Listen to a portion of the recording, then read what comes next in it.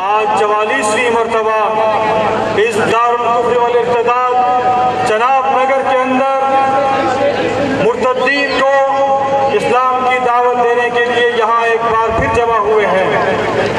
پہلی مرتبہ ہمارے بزرگ یہاں آئے تھے، اس دن سے لے کر آج تک اگر ہم چاہتے کہ اس شہر کو ملیا میٹ کر دیا جائے تو یہ پہلے سال ہو چکا ہوتا۔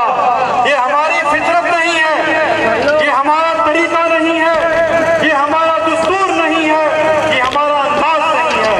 ہم محمد عربی صلی اللہ علیہ وسلم کے امتی ہیں، ان کے ماننے والے ہیں، ہم پیغمبر امن کے نام لیوا ہیں، ہم پیغمبر امن کے دین امن کے منداز ہیں، لہذا ہم اسی نہج پر، اسی طریقے پر، اسی انداز سے، اسی راستے پر چلتے ہوئے آج پھر یہاں دعوت دینے کے لیے جمع ہوئے ہیں۔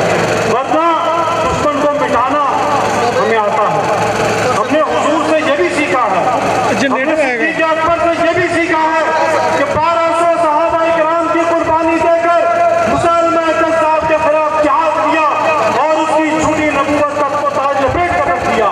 چاہتے ہم سنت صدیقی کو زندہ کر سکتے تھے، لیکن ہم نے آئین اور قانون کا رستہ اختیار کیا۔ ہم نے اس ملک کو امن کا ملک بنایا ہے اور ہم ہی نے بنایا ہے۔ جو لوگ جھوٹے امن کے دعوے دار ہیں، ان کی تاریخ لوگوں